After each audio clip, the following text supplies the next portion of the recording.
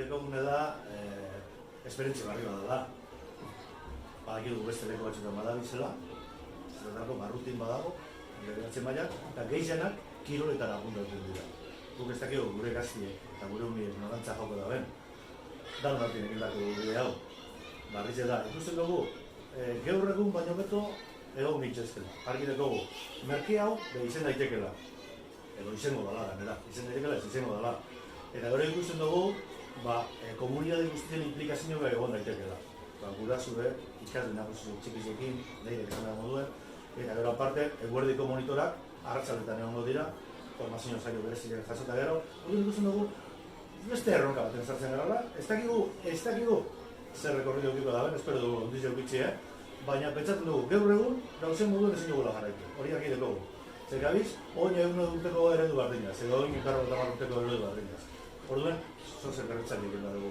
Eta pentsatzen dugu, urratzi importante bat izango dela komunidade dintzako, eta ezagun altu dintzako, bereziki, beti zen garalako gerreruen eta ezberdinek, eta ia horretan be, azertatu dugun, aparaten dugun, eta aurrera dut. Nik uste kasu honetan garrantzitsuena dela, martxan jarri garela. Irten edo ez, gero badakigu bozketa bat egingo dela, prozesuak badauzko beran faseak ez. Baina honetan martxan jarri izan bada aurrera pauso garrantzitsu bat. Bozketa horren ondorioz be, onartuko balitz, hori leku guztietan gertatzen den moduan, igual ez da guztiz finduta egongo lehenengo ariketa hau ez, edo planteamendu hau. Bueno, baina azkenean hor dago puntua ez, izan behar gara eta izango gara bihardan besteko flexibiliek hori momentuko biharrezinetara egokitzeko.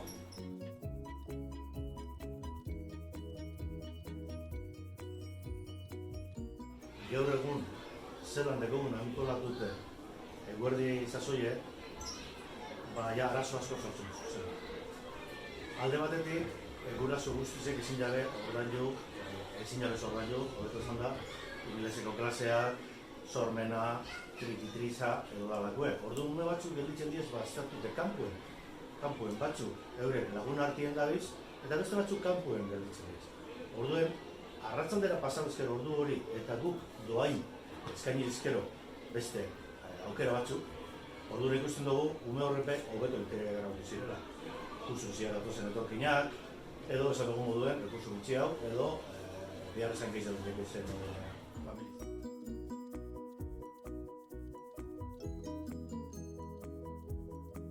Prozesu hau